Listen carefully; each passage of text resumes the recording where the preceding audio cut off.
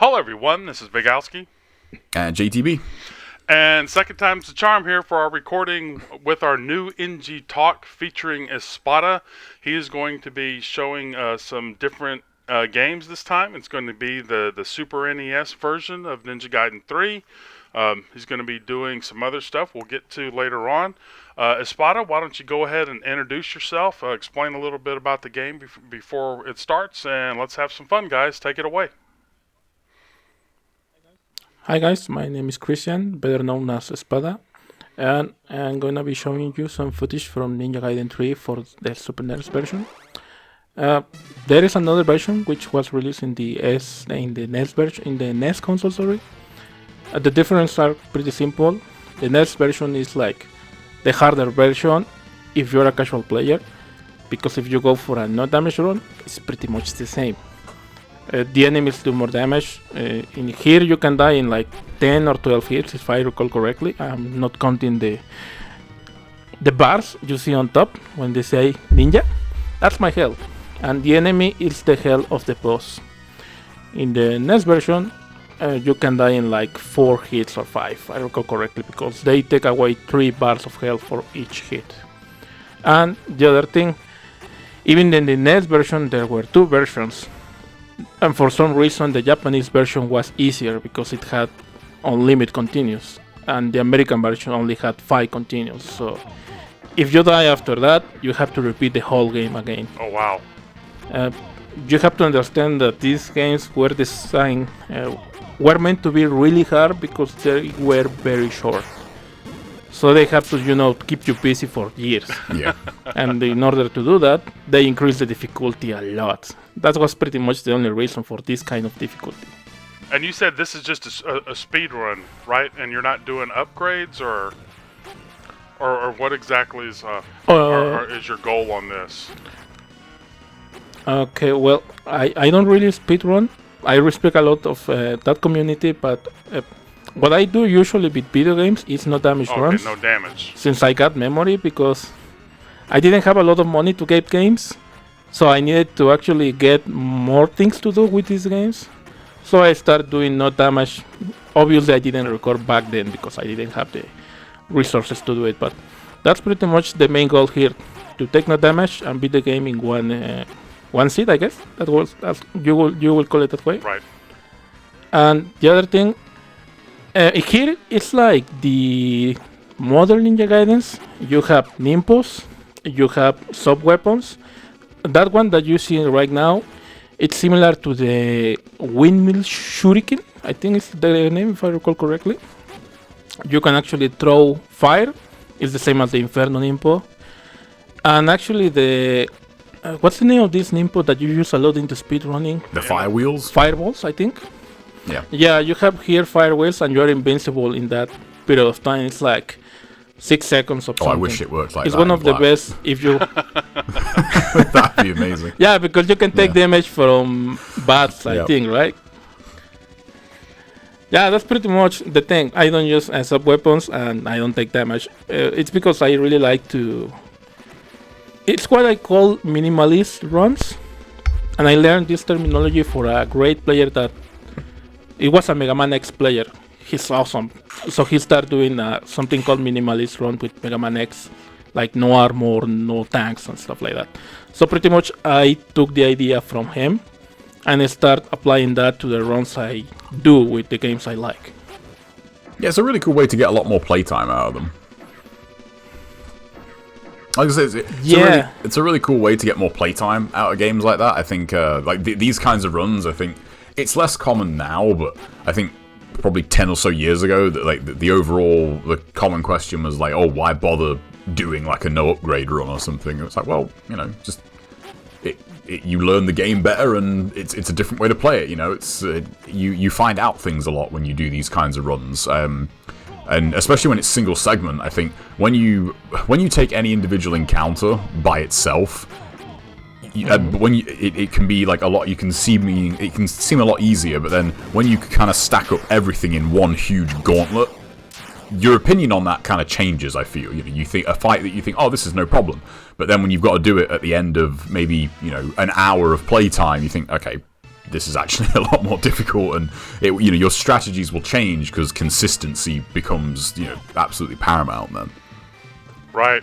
Now my question to you is how do you know some of the places that you jumped on? How do you know you could jump on that? Just trial and error, or how long did it take you to finally do this and learn each platform and hanging spot? And like there, you hung on the bottom, but then you flipped up to the top. I mean, how long does it take to know that? Does the game help you? I know I'm asking a lot of questions at once, but hopefully it'll all flow together there. Okay, well, it's kind of easy. If you see an enemy on a platform, that means that you can actually hang out from that platform from the bottom. Oh, okay. With the exception of this one, if you notice, they are kind of wider or bigger. I don't know the exact word.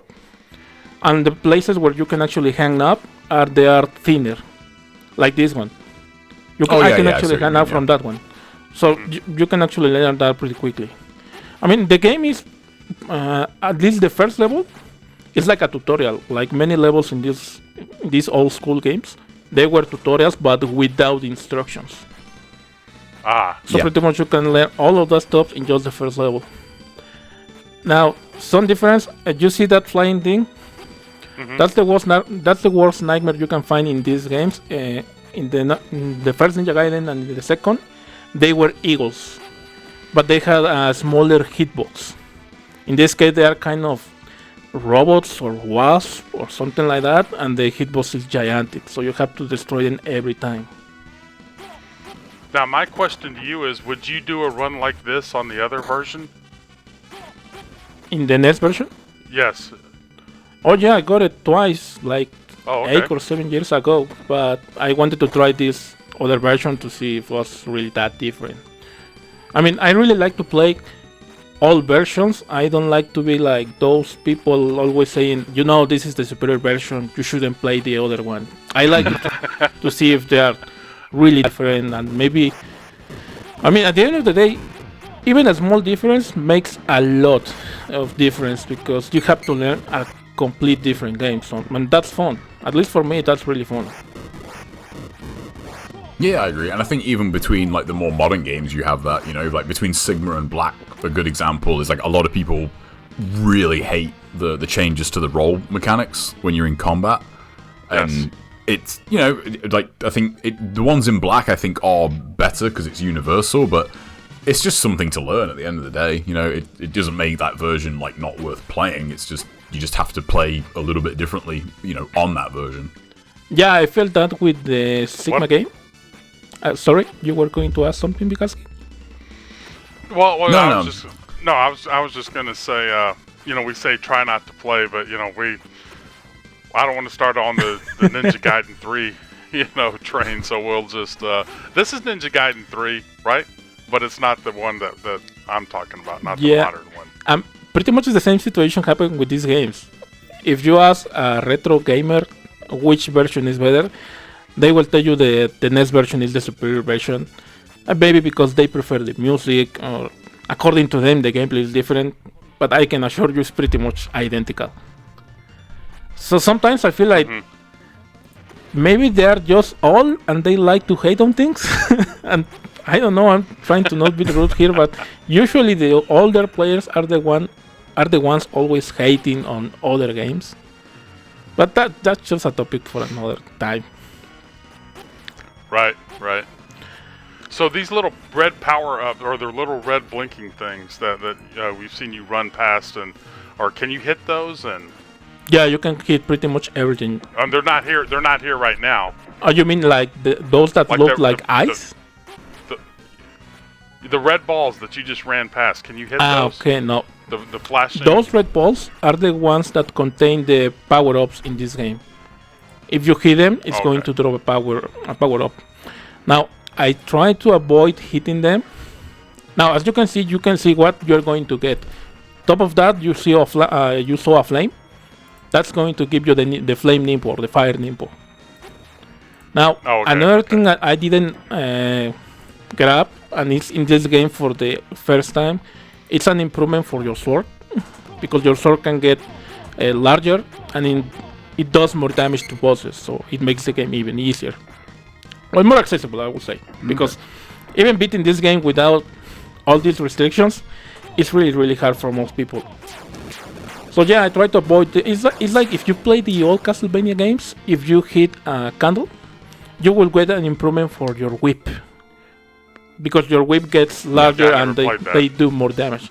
No problem, but it's a really similar example.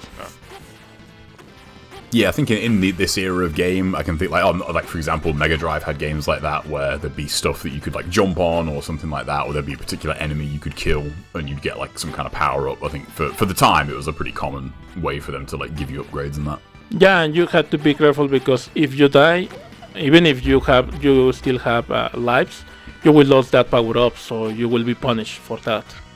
It's not like the modern games where you go to Muramasa, you improve your sword, and that's it. It's going to be level 2 sword for the rest of the game. So, oh wow, that would be an interesting mechanic actually. Yeah, imagine that. In the new games, yeah, like every time you died, like your weapons would downgrade themselves. If anyone's played Vanquish, they do have a similar system in that game. If you die, you've got checkpoints, but you lose like progress on weapon upgrades. I thought that was a really cool system. But does the game allow you to get the progress back, or no? You can get it back, yeah. It's just if you've got like a weapon like say halfway to another upgrade and you die, like you'll lose that progress and you have to then like find more upgrades for it. Yeah, for a speedrun it will be actually a nightmare, because if you die, it's better to restart the game. I'm guessing. So yeah. Now this is Act 5, this is one of the hardest sections. This is where things actually get kind of serious, because the first 4 levels, I mean, they're complicated, but they are not really that complicated. One difference between this third this third game in comparison to the first one is that here enemies don't respawn after you kill them. But in the first version, Ninja Gaiden 1, enemies spawn endlessly. So actually you have to be careful where you position yourself. If I have to compare these games with the newer ones, the 3D games, they are more similar to Ninja Gaiden 2. It looks like it. Like you're constantly you're constantly on the move and having to be aggressive. Like you can't really turtle from the look of this. Yeah, and sometimes you have to be careful, because if you move forward and you don't kill all the enemies, you will have to deal with more enemies, so it makes things more complicated. So it's pretty much the same. If you play Chapter 11 in Ninja Gaiden 2, you are usually spawning one wave, you kill them, and then you spawn the other wave. So it's pretty similar in that aspect. They got elements to the other, obviously to Ninja Gaiden Black. The platforming is in Ninja Gaiden Black. I mean, it's not really that complicated unless you are a speedrunner, because then things get really complicated. The other thing, the enemy you see, it's supposedly a Ryu's clone. So that's another thing they got to the modern version. Something else, if you remember that statue you get after Marbus, that's the same statue you have. It's like the main plot in the first game, because they're trying to get that statue, and it's the same design, and they're trying to awake like an elder demon god, the same as the modern Ninja Gaidens, right? Some people say that these are like sequels, but I think they are just complete different stories. I mean, they have similarities. This third game has as a main plot mutants and robots, kind of same as Rise of Edge. And Ninja Gaiden 1 and 2 are pretty much based on defeating a god. In this case, the Bigorian Emperor and Bastard, I think was the name.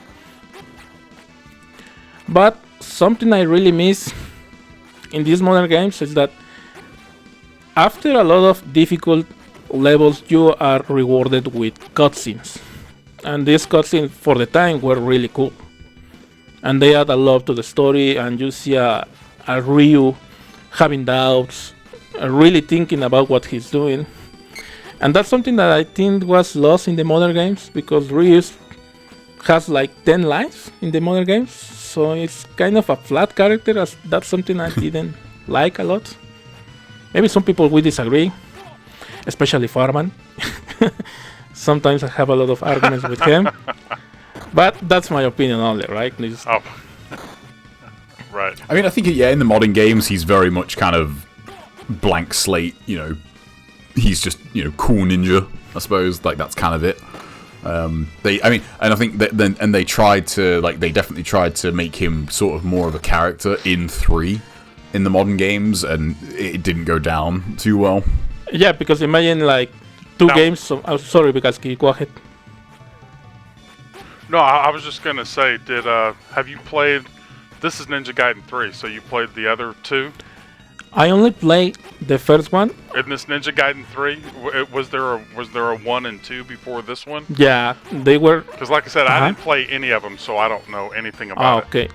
Yeah, there were 3 games: Ninja Gaiden 1, Ninja Gaiden 2, the Dragon Sword, no, the Sword of Chaos, if I recall correctly. I didn't play that one.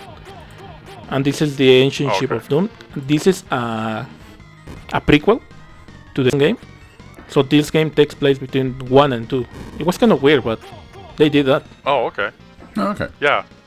I'm glad I asked that question, because I would have just thought this would have been, you know, like the third one. You know, it says Ninja Gaiden 3, you would think it would be, you know, but that's pretty cool, though. Yeah, I'm sorry. I didn't. I think I should have like this. added the cinemas just to show that, but I didn't think about it while I was recording this. Since I got it and it's really difficult to get this one, it's not like that I play like this every day. Was just the lucky run, pretty much, because you have to try a lot of times. I think it's kind of similar to the single segment you were trying in Ninja Gaiden Black, and it's kind of exhausting because if you fail after like maybe 4 or 5 attempts, I usually take a break and I'm gonna try next day maybe, because it's really exhausting. Yeah, exactly. So yeah, but that's pretty much. Now, this is the last act. This is the toughest act, simple because you see up there something that says timer.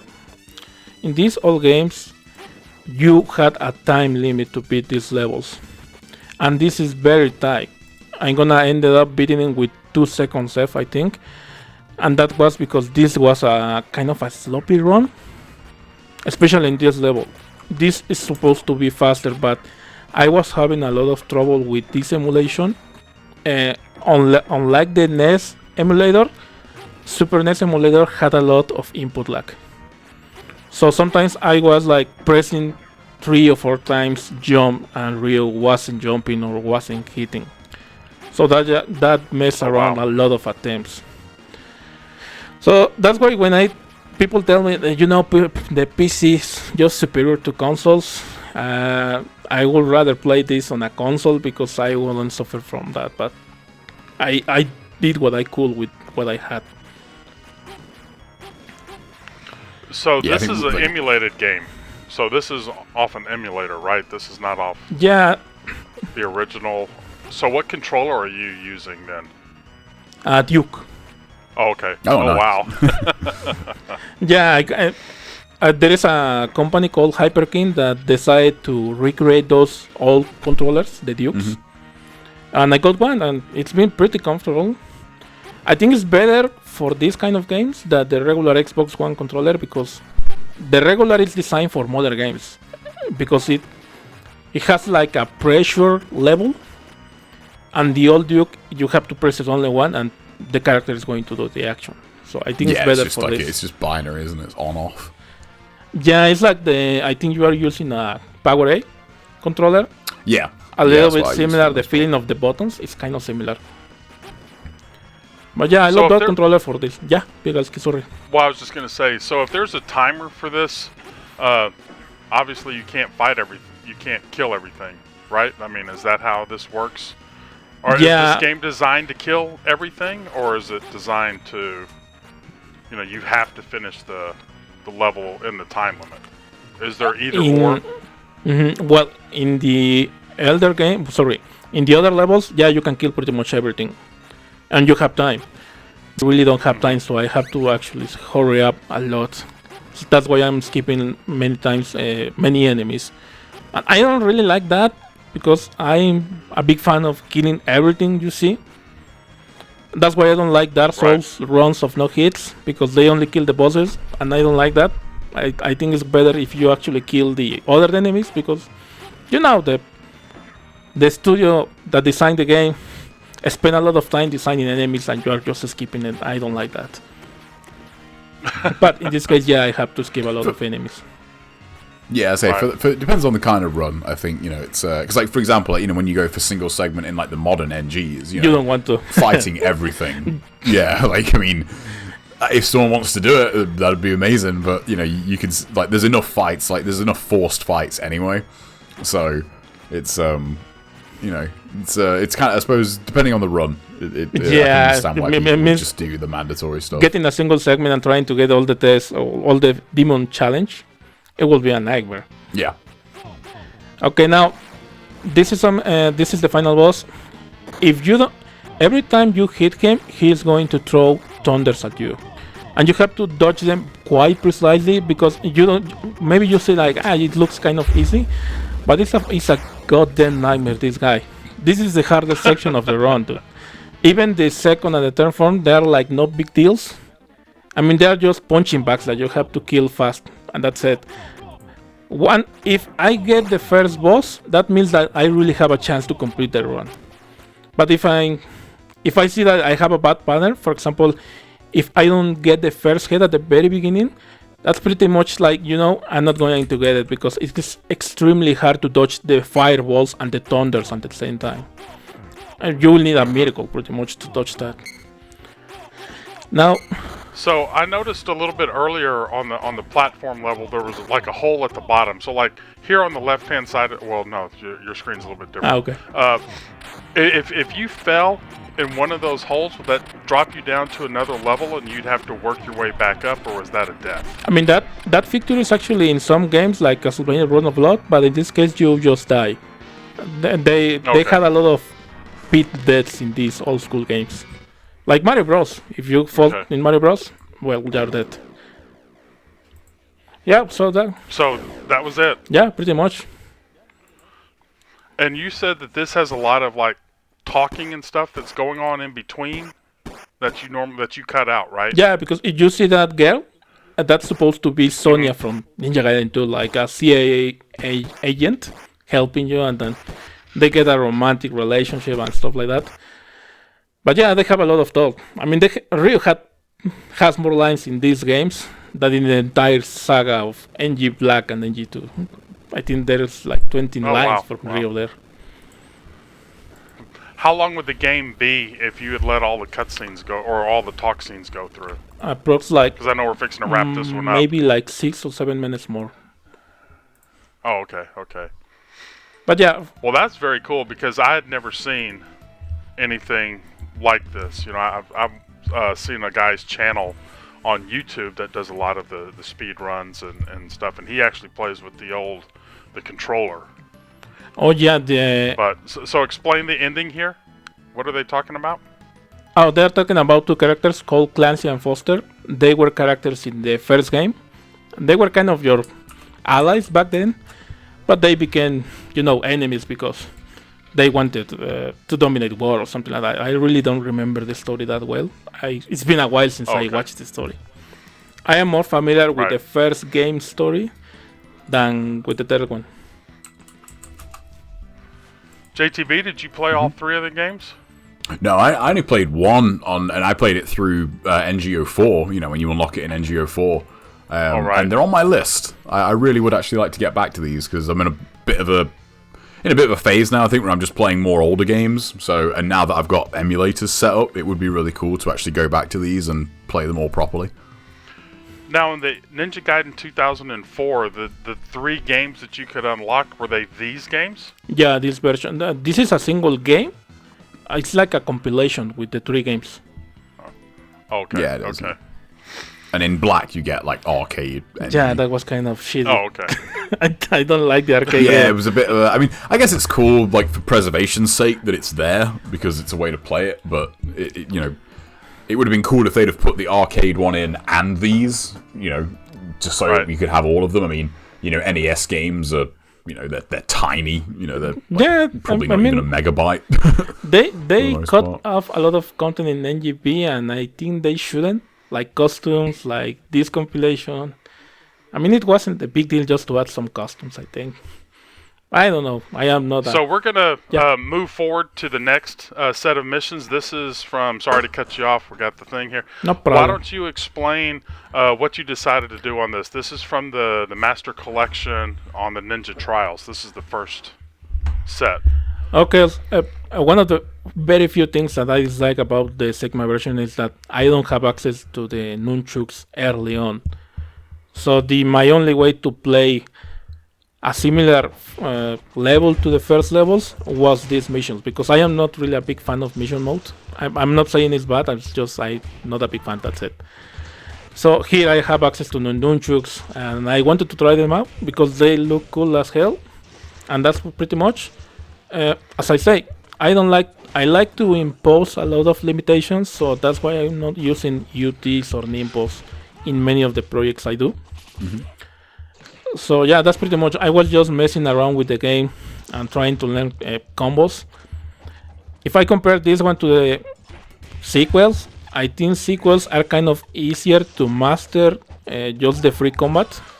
Black is kind of, Black and Sigma kind of punish you more if you actually don't do the correct thing. I don't know, maybe that's my feeling. It's kind of a stiffer game if you compare them. Now, I'm not, as I told you, I like to do no damage, but honestly, these missions are just the first missions, so they are not really that hard.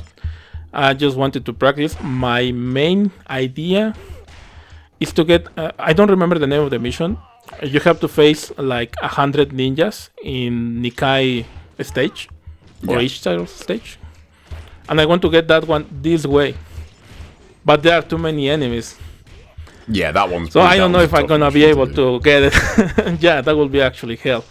Other missions that you don't see here, I don't like it because they didn't give me the counter, and I think this is something that you really need in these missions if you are not going to use UTs. Yeah, the nunchucks do struggle to guard break. They can guard break, but they usually knock the enemy away from you. Like XXY will guard break, but it throws the enemy like far away. You can't kind of keep up your defense.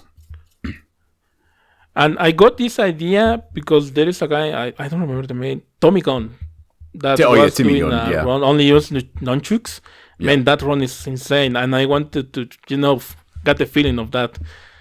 Because I would love to do that run in Sigma, but it's impossible because you don't get the nunchucks until chapter 4. Yeah, it is a shame they took them out. But. Yeah, I don't know why they did it. It wasn't a big deal, I think. I'm not sure. I mean, I think it did. You could be super cheap with wall attacks in chapter 1 on Black with the nunchucks and the Luna. So I think maybe they wanted to do that, but they take them out, but then they buff the Dragon Sword wall attack in Sigma. So it's a bit, it's weird that they took it out and then just gave you something else. I mean, it makes no sense to me because you get the Lunar in chapter 4 next to the Serpent Plaza, and you can immediately level it up to level 2. I mean, what's the point of finding a weapon in level 1 if you can upgrade it immediately? Right. Yeah, that's a good point. It was a good. That's why I think it was a good idea to find it in the early chapters, because you can actually have more fun using more weapons, because that's one of the best things about these games in comparison to the older games, that you have a lot of options to try out combos. This is like a fighting game, as you usually say it. Yeah, it is, yeah. It has the most in common with a fighter. Yeah, that pretty much. So yeah, that's why in this case I'm using the Bigorians, because if I recall correctly, you don't have the nunchucks here in this particular mission. I don't know what they took in count to decide when to add counter, when to add some weapons, because I think it was a good idea to, I'll at least give you the option to choose nunchucks and the wooden sword in all missions, especially challenges. Yeah, I think the wooden sword, I mean, in Black, I think the wooden sword is in every single mission. Off the top of my head, I can't think of any that's not in. I mean, I'm not sure about the nunchucks, but I'm pretty sure the wooden sword is in every mission. Have you ever beaten all the missions with the wooden sword? Ironically enough. So you are playing on Master Ninja on everything, right? Not all of them. I know it didn't show this. No, I'm talking about Espada right now. These other missions have been Master Ninja on everything, right? Oh, yeah, that's correct. I'm sorry I edit out the beginning and all that stuff. Because I mean, you can kind of tell just by the health they have. Yeah, but I think many people really don't know those details. I mean, it's kind of true. Easier to notice the difference in the main campaign because, the ninjas are different. But in this case, they all look the same. They just get more health and they do more damage. This is a loop I found by accident. I was just trying, to mess around with Murai, and I found out that you can actually get an infinite loop. A lot depends on luck, because if he decides to grab, well, you're not going to get the loop, obviously. Yeah. I actually discovered that another player, I forgot the name, I think it's Spawn. He got another loop, but using the dual swords. It was actually pretty interesting, but I think his channel got hacked, so I don't know what's going to happen with that player, so I hope he's okay. And I will try that loop too, and also try to upload it. It looked really fun to practice. So this was just showing a little bit of Ninja Gaiden Sigma, the Master Collection here, and now going forward onto the last part of it. This is Ninja Gaiden Sigma 2. So you've done a good variety of the different Ninja Gaiden games. Why don't you explain what you're doing here? Okay, this is pretty much the same as my Ninja Gaiden 2 project. And the idea was to beat all the levels without Nimpo and without UTs. This was done before by a player named Farman. And another one that I really don't want to mention because I think he had some issues with the community. But he's pretty good too. Yeah, pretty much that's the idea. No Nimpo, no UTs, no damage. Oh, now, wow. There's some difference. I know Ninja Gaiden 2 was harder to get at Chapter 1. I got it, so at least I can say that. And yes, Sigma 2 is easier, but I was having a lot more fun getting Sigma 2 than Gaiden 2. Mainly because I think Gaiden 2 is really cheap in some aspects. They pretty much base the difficulty on explosive spamming. So getting hit by splash damage all the time was a nightmare. So here I was having a lot more fun because I don't have to play the same every time. In Ninja Gaiden 2, if you want to do no damage and with these styles, you have to base your gameplay pretty much in what's the name of this thing? This throwing? Guillotine throwing, you mean? Yeah, guillotine throwing, because you get the most frames of that. Well, the iframes. Now, for people who don't know, iframes is where those moments where you are invincible for a moment and you don't take damage. So I don't like that aspect of Ninja Gaiden 2 with these rules, because I have to play the same way versus everyone all the time. I have to be near walls, I have to throw the enemies to the walls and then delim them. At least here I have more freedom to do stuff. I'm trying to avoid using the Izuna because it makes things way easier, to be honest. And you have that at level 1 in Sigma 2, don't you? Yeah, Sigma 2 weapons in level 1 are the same as the Ninja Gaiden 2 weapons in level 2. Pretty much. I think even the damage is similar. I think, right? Because here they are like damage sponges. They take a lot of damage. Yeah, they have way more health, don't they, in Sigma 2, yeah. Now, for some people, that's a bad thing. But for people who like to, get fancy and get a lot of combo, that's pretty cool, I guess. So it depends the taste, I think. But this is one of the games that truly divided the community. Some people really hate Sigma 2. And they really love Ninja Gaiden 2. But I think it's a great game. Because at the end of the day, you still have people playing it. So that means they actually did a good job. I mean, why would you have a community playing a game for years if it is not good? I mean, that's my well, some opinion. people just don't want to move on. Yeah, that I think is I'm a because little guilty of that. I think I'll admit. yeah, with NG2 as well. That I mean, this is a thing that I think a lot of people don't know. Like that happened with NG2 as well. Like when NG2 came out, I know me and Al have talked about this in the past, but a lot of people really did not like NG2 when it came out because it was different to Black. And I think and I think with NG2 you had more time. Like the people that had spent sort of 4 years playing NG and like NGB, I think you naturally go into the sequel expecting a lot of it to carry over, and it kind of doesn't. Like your movement carries over, but the game plays very, very, very differently than Black. And I think with NG2, I think you just kind of had the same deal. It was Sigma 2 played very, very differently, and there was less time between those two games. But if you liked 2, then if you really liked 2 for what 2 did, then you probably won't like Sigma 2, because a lot of what makes NG2 what it is changed in this game, and vice versa. If you like Sigma 2, then a lot of what makes Sigma 2 what it is isn't in NG2. Sorry. So was there a fight that got cut out or skipped or what? I thought that there was. Okay, no problem. I'll explain fell that. down to the bottom. Unlike some runners that really like to record everything and show that you track down to the dragon and save, I don't do that. I just tell them, if you see a cut, it's because I track down. And I think it's really boring for the spectator just to watch a guy tracking down the whole time. This is why I had an argument with a farman in the NG2 run, because I got all the fights, I didn't despawn anyone, and I got the no damage run. But the thing is, I farm essence. Now, I didn't know that I had to do that the same way and record everything. Like, now farming without UTs is like a 4 hours run. So I'm saying, if I'm going to get the essence anyway, I'm gonna accelerate the process. So I actually did it with UT, and that's why I start with that when he's saying, well, the run is invalid because you use UT. So I tell them, okay, so if I get that segment 5 hours of farming without UT, the run will be valid, and it start with a really hit fight.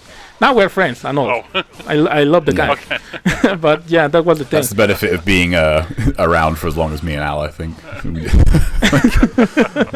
So like I wouldn't care. But I mean to be fair though, like I understand the point of showing everything for like, to validate the run, but I think like it's interesting you say about like removing the footage, because back in the early days, you had no choice. People didn't, like, for example, like Karma runs, like people didn't edit out Traversal and Muramasa because it was boring. You had to, because otherwise your video, like people wouldn't be able to download your video because it would be too big. You wouldn't be able to upload it to YouTube because it would be too big. Whereas now it's a different era. It's like you can upload like a 5-hour video to YouTube and you don't even think about it. So it's kind of funny how that's like come around again. The thing is, I know one thing that I like. Yeah. Here, real quick, is just all the projectile spamming that's in Ninja Gaiden 2. I mean, I know that's what made part of what it is, but it's nice to not have to just not be able to see the screen, because there's so many explosions and what's going on. And like you said, you had to be at an area where you had to guillotine towards the wall and do all that stuff. It's nice to just be able to fight the fights, and but I know again it's like some true players is like, well, it's a lot easier, and I mean overall it is from what it was, but it's more enjoyable too. Yeah. And watching this as well, like on that note, like thinking to NG2, I mean, and I say this, like I love NG2, I love the madness of NG2, but looking at this, because I didn't play a whole lot of Sigma 2, I only really played it like through to Master Ninja, and then that was kind of it, because they took out survival, and that was my main thing with NG2. Like I feel like I have said this before, but I'm not a huge fan of the story mode in NG2, to be honest. I think like for the most part, the encounters are somewhat boring if they're not ninjas, because I think that the fiends, you can't really juggle them, you can't really do a lot with the fiends, in like mechanically like you can in like the original game. So for me it was all about survival, and just watching this, it's like, yeah, this does look a lot less stressful. This looks a lot more relaxing, compared because this segment in particular in NG2 is full of IS ninjas, and each platform has 3 archers on it. And those archers are goddamn snipers. Like, oh my god. Yeah. One arrow into a wall is you can half your life bar. Mess with their aim if you move the camera, but it's still a pain in the ass, man. I mean, what was the point of adding archers there where you're not able to dodge the arrows? I mean, you can do it, but it's still, I feel, it's cheap. Yeah, and that's where, I think, because I feel like when you get into the topic of, NG2, there are people that I feel like they have to defend it, and I guess, I love NG2, but there are some things in it that I think, we found ways around this because we've been playing the game for so long. But but putting unblockable archers where you have to jump into them or move the camera, that's just not a good design. That should have been design. Yeah, exactly. Yeah, we found ways to deal with it, but that doesn't mean that it. I'm trying to think of another example in another game, but just because you found a way to deal with it doesn't mean that it's not bad. You just found a way to deal with it. Actually, that was a really good point because there is another division in these Sigma and NG2 players. Some people think that you are better player if you know how to deal with bosses, because you have to do counters and know how to do when to dodge, stuff like that. And you have people like you who play survival, which is another type of skill. Yeah. It's not the same playing versus bosses that doing stuff in that one. So I think they have to understand, just because something... I remember the point. I was saying that some missions in NG3 and Wrath of Lich were kind of impossible, and there were just a few ways to do it. Well, I'm not too familiar with Razor's Edge. Some people were like, no, that's not true. If you learn the mechanics, you can do it. Here is the thing. As you say, even if you learn the mechanics, that doesn't mean that sometimes the design of the game is good. It's like saying, I got a Master Ninja run with the wooden sword. That doesn't make the weapon good. You just dominate the weapon, but it's not good. No. Yeah. That's a good example, yeah. And I mean, you can beat all of NGB with the wooden sword on Master. Yeah, it's like you can beat NG2 with only Dragon Sword, but people hate to use the Dragon Sword in many situations. I was watching Sunshine streaming, and he was infurious in some section, like, oh my god, this weapon sucks for a specific enemy or specific section. I mean, you can actually master the weapon, but that doesn't mean it's good for all the situations. So yeah, it's like... Yeah, and I think NG2 does a better job of that, though. Like, I think that the weapon balance in 2 is better, but I think on that same note, you're not going to take the flails against fiend dogs, really. That's just not a good choice for the most part. Like, there are better choices for that, for that enemy. But you can if you want to. So it's the same as playing with these limitations. I mean, you can do it with enough practice. But it's not the game. It's not supposed to be played like this, because at the end of the day, you have karma counters. It's supposed to be played according to the developers in a different way. But these are challenges, and you're not supposed to be obligated to learn everything, unless you want to challenge yourself. All right? So I think that's the point. But yeah, that's one of the things I kind of dislike sometimes about the community. They're always saying, what I do is more difficult. Like, I am like, damn, dude, if you're really that good, well... I gotta say, though, like, just on that note, like, I don't see anyone say that, so that might just be kind of... it's a non... Yeah, I was gonna say, like, yeah, because I gotta be honest, like, having been in... Too much Discord, I guess. I think I should avoid that for a while. Maybe it is, because having been in the scene since day one, like, I gotta be honest, I've never really seen that.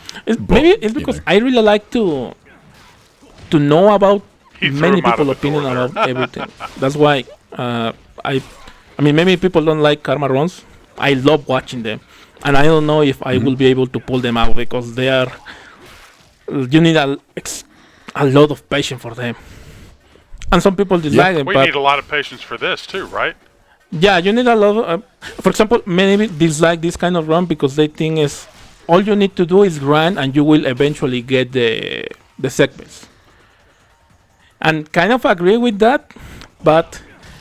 The hardest thing I ever do with cemetery runs was Rasetsu in Chapter 1 in it was a 3-day grinding to get that fight without Imp and without UT, mainly because it's based on luck. You get splash damage by anything, you have to restart it, and it was extremely inferior. So I disagree with that. Yeah. Not many people have the patience to pull this kind of stuff, and that's why I don't. I think. Yeah, and you can kind of get into the debate there. Like, is patience a skill? Yeah. You know, like I think you know, to some people it isn't, to some people it is, and I think, well, you know, that just depends on. It just depends on how you view it, I guess. You know, there is no sort of quantitative metric for it. So you can only really do it based on like what you want to do.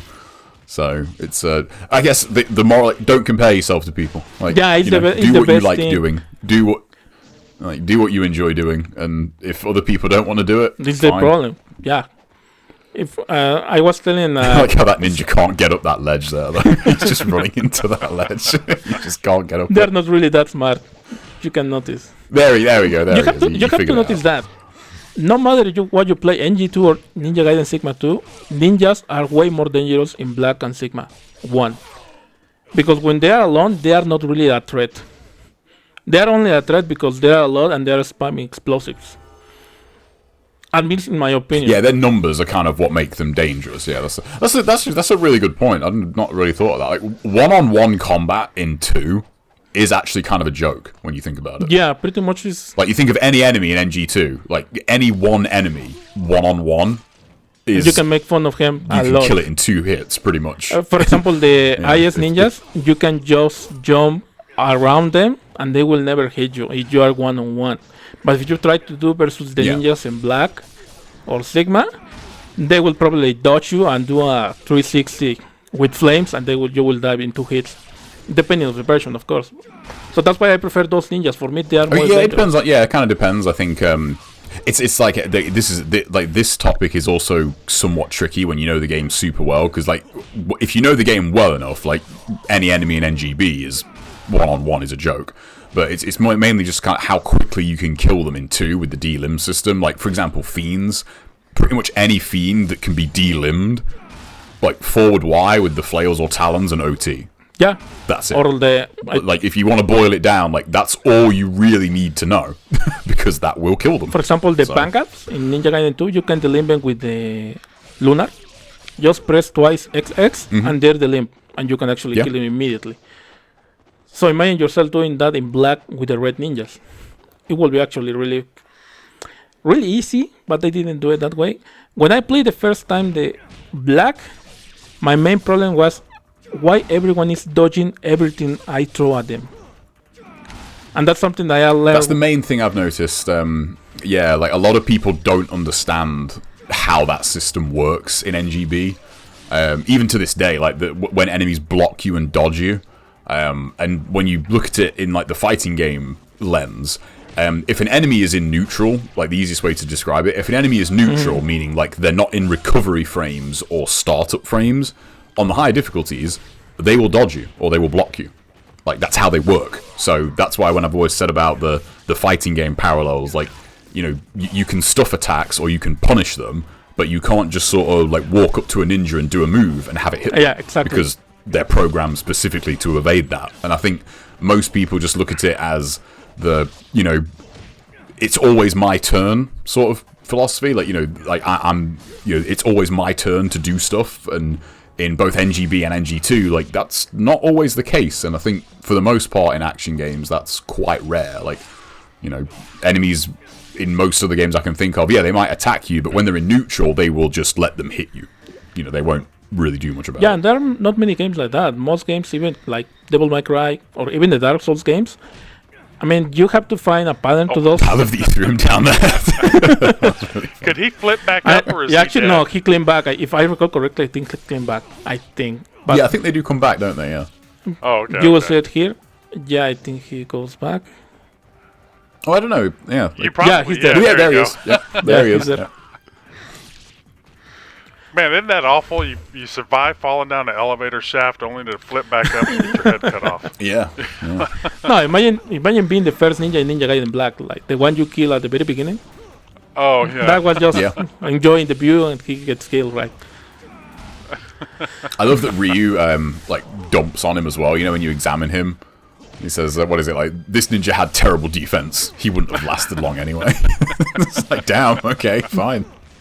What a different Ryu. That guy like didn't give a damn about the life that he took because he was a weakling. But in Ninja Gaiden 3, he's like, "What am I doing? I am a murderer." I didn't like the story in that one. I like the gameplay in 3, but the story was really not that good. Yeah, if you think about NG2 and NGB combined, like Ryu has quite the body count. You know, yeah, like 9,000 kills. He's regretting after like 2,000 enemies. Come on, dude. Yeah. Now this is something I no really minions on Sigma. Yeah, there are no minions in many battles, even in Master Ninja. Okay. I think this is why I was able to, say I think I will try Ninja Gaiden 2. Because I learned a lot of the mechanics in Ninja Gaiden Sigma 2 because there were no minions. I was able to understand Rasetsu a lot better. It's kind of different. There are some difference, obviously. But I get the idea how the boss works, so that way I won't have to use, lunar spamming UTs all the time. So that's something I like about this game, that you can actually learn the bosses in a different way. So because of this game, I was able to play the other. Yeah, I think that's a big difference with... Yeah, I think that's a big difference with 2 as well. Like, that's an example of something I would say doesn't really work. Bosses with minions in 2, I don't think works as well as it does in Black, because the biggest difference when you look at the bosses between those 2 games, the bosses in Black don't relentlessly attack you. You know, you can space them out to where they will have to come towards you or force them to do something, whereas the bosses in NG2 just relentlessly gun for you at all times, and so do the minions. So it's a lot trickier to kind of space them out and like isolate them, whereas like because a lot of people don't like the minions in like the NGB bosses or Sigma bosses, but I feel like they're a lot more balanced because you can actually isolate them like a lot better in that game, whereas in 2 they're all just on you, like all the time, like they are all just gunning for you. Yeah, in Black you can even prevent. Is your Dragon Sword level 1? Or is it it's level. You are not able to upgrade any weapon until Chapter 2, and you can only upgrade it. That's how long it's been. Yeah, it depends the Muramasa shop. If you see a blue Muramasa shop, you can upgrade weapons there. If it is it's like one per station. You can only buy hell items. So that's why you actually don't have to deal with the economy you have to in Ninja Gaiden 2, where you have to be very careful with that. Which is a good thing for me, in my opinion. Because many players, what they do in Chapter 1 is farm a lot to get the first 2 weapons to level 3. And in this case, you don't have to do it. Yeah, I've seen that. It was kind of nice. I mean, you can farm as much as you want. Like that was one. Not many people agree with me on this, but I actually really hate that they put the essence limit in NG2 to 1,000,000, because I think it just completely breaks the story mode. Like the fact that you can just farm 1,000,000 essence whenever you want. Yeah, I mean the game is hard, but you can actually break the game that way. So I'm not. One of the things that I wanted to say about the damage earlier, it's the damage output and everything that they come at you in Ninja Gaiden 2.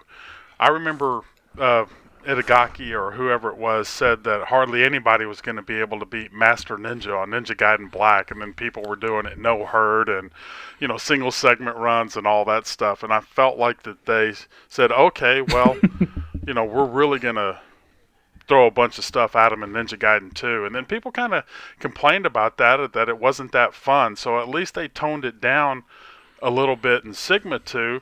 But then you have the people, well, they toned it down too much. I mean, it's like, okay, what do you want? Do you want there is, but then a in lot Sigma of damage 2, or not? Well, not like all the exploding ninjas. Like the very first fight, I mean, I'll never forget on Rooster Teeth, the guy's rage quit. He's like, what and the that's hell on is even mental. happening? But I mean, and that's yeah, but on that So subject, like in Sigma 2, like there's like the overall damage is a bit lower, but there's a lot of stuff that will one hit KO you in that game. So it's a bit, they toned it down in some ways, but they tone it up in others. Like, not in others. Don't the mage? Yeah. The mages, like if the mage grabs you or something at that life bar, that it's kind of a one shot. Yeah, that's something I don't like about right? these sequels, especially in NG2, the instant grab. I mean, I remember someone saying that is because this game wasn't designed like Black, where you can stay still. But the thing is, you get grabbed after UTs or after nimples, after mini actions, and you're like, damn, this feels cheap. Because there was no chance for me to react whatsoever. Especially with the amount of enemies and someone from the multitude just grabbed you. I don't like that. I think I would have preferred a more telegrab like in NGB. But that's just my opinion. I don't know. I'm not a big fan of mages. And another thing I am not big fan. The mage, the mage grabs they can really take you by surprise. Especially if they're the limb, they're extremely dangerous. They're just teleporting and suddenly they appear next to you. Oh, okay, come on, come with me, you're gonna die. I hate that. Yeah. And I hate that you cannot see where the projectiles come from. I think that you should only be able to see the projectiles that you can see. Well, sorry. The enemy should only attack with projectiles if you can see them. Similar to what you do with the berserkers in NGB.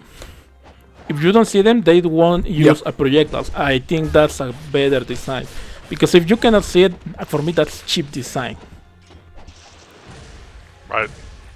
Well, I think again that's one of those things where, wow, everybody's beating the crap. Once you figure out berserkers, they were so tough at the beginning. Yeah. And then once you figured them out, it's okay. They're one of the easiest bosses. So now it's like, okay. Yeah, playing NGB. We'll sit there, and if there's multiple ones, we're going to spam all this stuff. But then they made them, everything like a counterattack for the most part. Yeah. So it's, you take out one, you add a little bit. So where is that balance? Yeah, and I think that it is the counter system, but I think it's the lunar counter specifically. Yeah, because it has a lot of frames.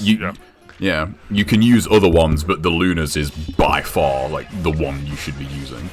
And on Berserkers in Sigma, I think they're another good example of what we just talked about. They tone them down in one way, in that I can counter every first hit now, but then wait, I'm now having to deal with tons of portals as well off screen. Yes, it's like because one Berserker is easier in Sigma.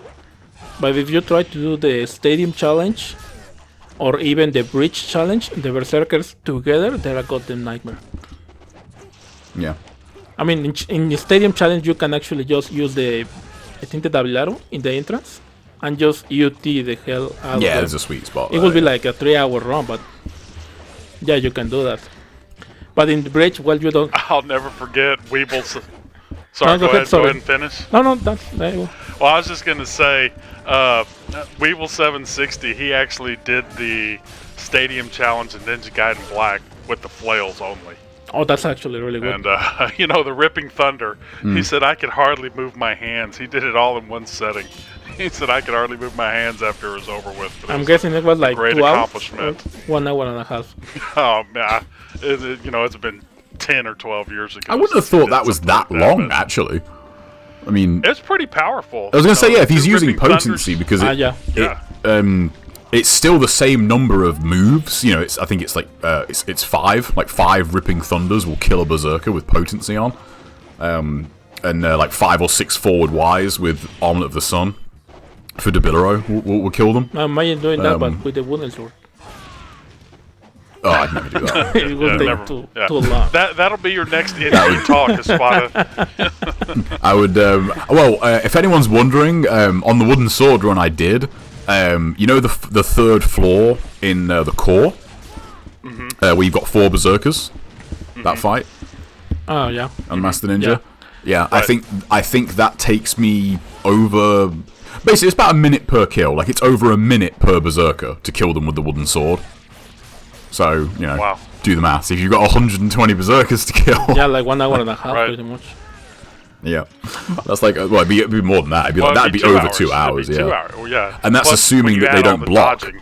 Yeah, because they can block, exactly. They can block, they can just be wise guys and dodge. A minute to kill a Berserker with the wooden sword is fast, so you're not going to get every single one like that, so... Now you're here, I'm wondering... Do you know that you can skip the whole tower in Chapter 16 in Sigma? But you escape? You can put the status, and the enemies spawn. You have to fight them, go to the next floor, and repeat. Right? I found out that you can skip all of that. At least in very hard. Oh, really? I didn't know that. Yeah. What, as in, like, you can go, like, out of bounds in it? No, what you do is you go next to where you are going to put the statue. The animation of the door closing appears. And then you're gonna show the button to put the statue. So you put it, and the other door opens, and the enemies don't spawn. So you only have to deal with fishes. But oh, okay, man. That's does the speedrunning no, I don't speedrun. know about that? Because I was gonna say I've not seen that in a speedrun yet. I mean, you will save a lot of time for a speedrun, I think. You'd save it, yeah, especially on the high difficulties. Like the core on Master Ninja, like that's some tough fights. So that will be like. Well, that's something for somebody to practice and show. You know, make a little video of that and show the community. Then everybody's going to lose their mind to redo their runs. It'll even get JTB back in there, maybe. Well, not this year, but maybe later on. Yeah. Yeah, you stop. Nah, this running, year, right? this year I've got other things on the agenda. I always wonder why. So before, sorry, because. No. Go ahead and finish. I just wanted to ask, why did you saying. stop actually speed running and karma running? Because I don't really like speedrunning. I think a lot of people like don't have that. Okay. I think a lot of people don't know that. I don't really enjoy it. I'm not a big fan of speedrunning in general. Like I like watching them; they're really fun to watch. But the constant resets and the grind, like it's too much of a karma run to me. And I've done I've done that before. So when I did the speedruns for Black, it was mainly because I just wanted something during that time to take my mind off things, and the Sigma ones were because nobody had done Master Ninja runs, and like on the site, you've got empty leaderboards, and I hate seeing empty leaderboards. So I think, well, there might as well be one run on here for people to look at, and then and the runs are like they're fairly decent, but they're definitely not perfect. But yeah, that's why I just don't really enjoy it. So I'm guessing you prefer karmas? Sorry.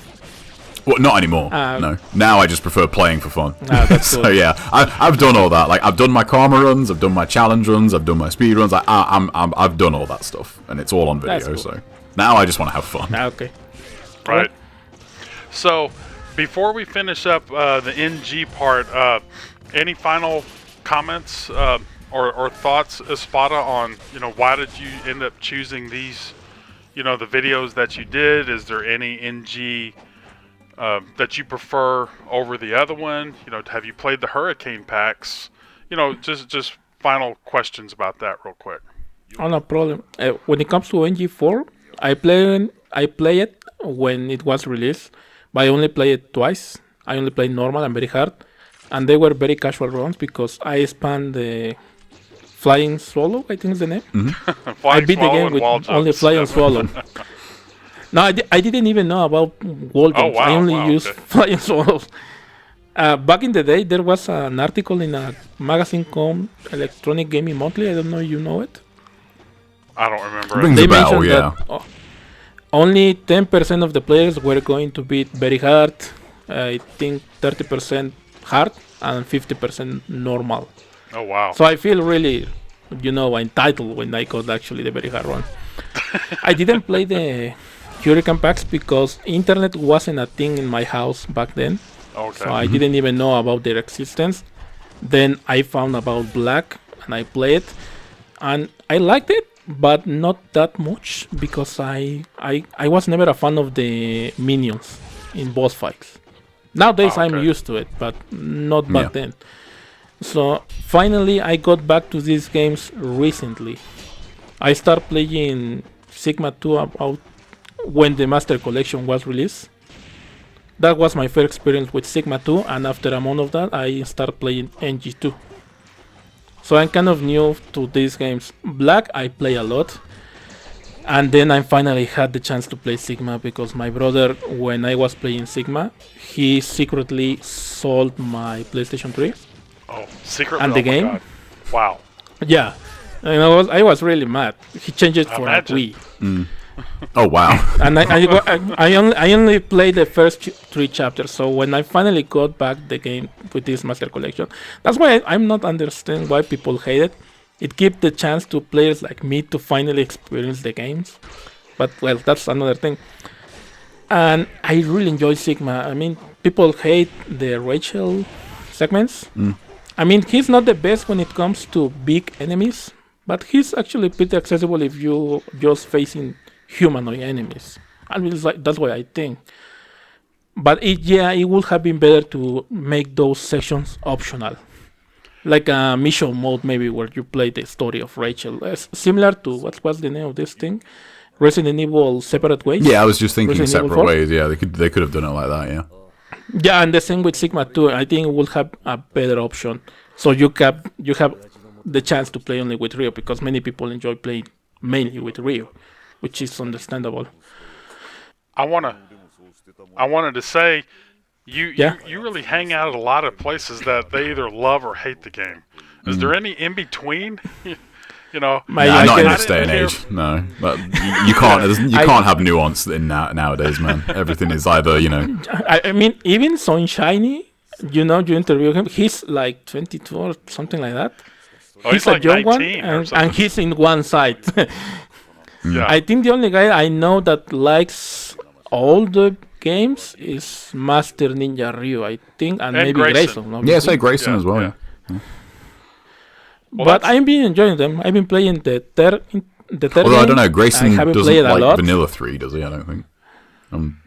He doesn't like Vanilla. I'm trying to I don't remember. know. I think he said he liked them. He liked them all. I mean, Yeah, I think so. he prefers. I mean, at the end of the day, I like them all. they were all Ninja Gaiden 3. I didn't really care for too much. You know, it took me a little while to get used to Sigma and Ninja Gaiden 2, but I just didn't like the story aspect of 3. You know, just some of the same with me. So, but I know a lot, and same with Sigma 2. I know there's a whole side, and we talked about that the other day, off recording, about the different sides and stuff like that. But if a game can bring us all together and have a good time and have healthy debate, I think that's the most important part. But talking It's bad fun. about somebody or bashing their opinion, I don't think that's really called for, especially since it's just a video game. Mm-hmm. Yeah, exactly. I mean, we're not talking about really deep stuff. It's just a video game. I enjoy all of them. Right now, my favorite is Sigma 1. Right. I really like Sigma 1. Well, Sigma 1, yeah, Sigma 1 is pluses and great. minuses. Yeah. But so let's go ahead and move on here to the talk side of it. If I know you gave me a few extra videos, so I might be able to plug one of those videos during this section that we're talking, because everything's still running in the background here. So for the talk side, let me bring everything up here. I know you're going to be showing some pictures later on, but before I bring up the first picture, why don't you go ahead and talk about the little screen that we're looking at right here? Did you design that? Okay, no. Or Actually, the picture with I'm good at drawing, but I'm good at copying things.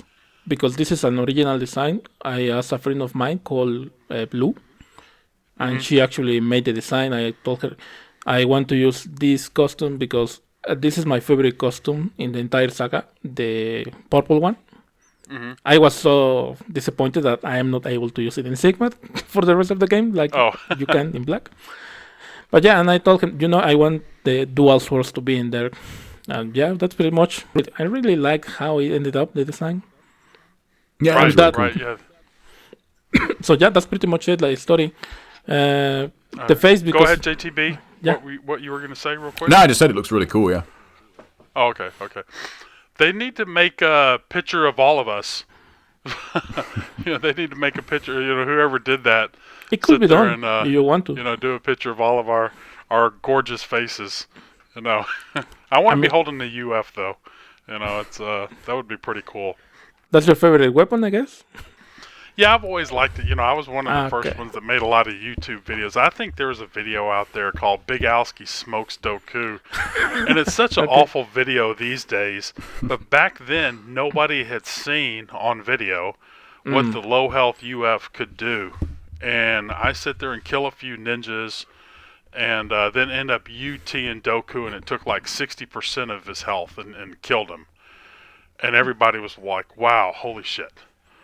or something. But it's an awful video. But I've always just liked the UF. I really think it's, the it best was missed weapon. in NG2. It was a missed Yeah, weapon. yeah.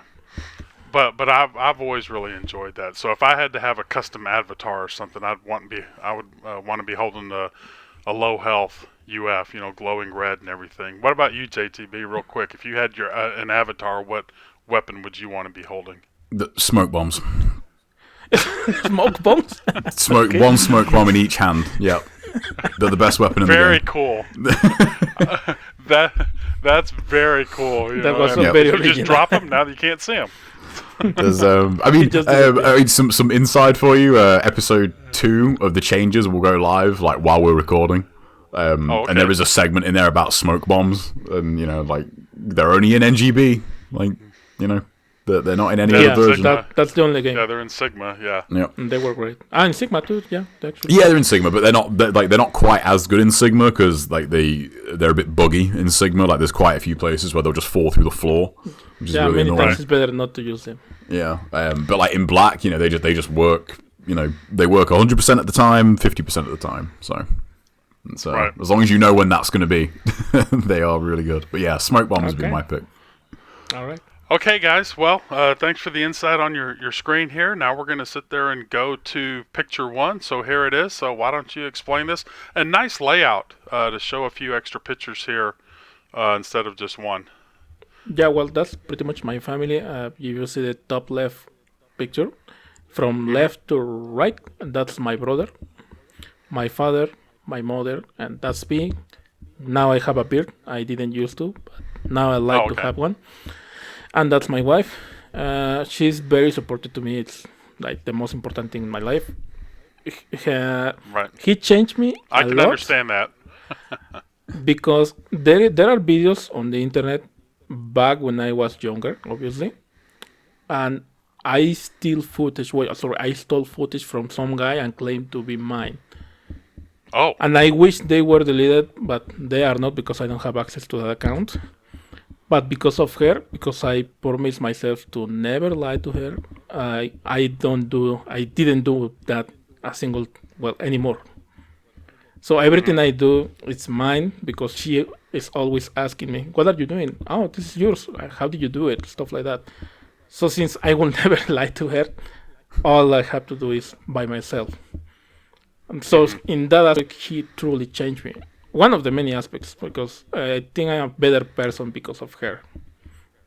And so yeah, you can find those footage. Yeah, that's me lying. So I'm sorry for that. But I think it's very, it takes a lot of character to admit when you're wrong, and especially admit it on, a public forum and stuff. And I don't know if people might, bash you or something, but it's like, look, hey, you know what? You admitted it.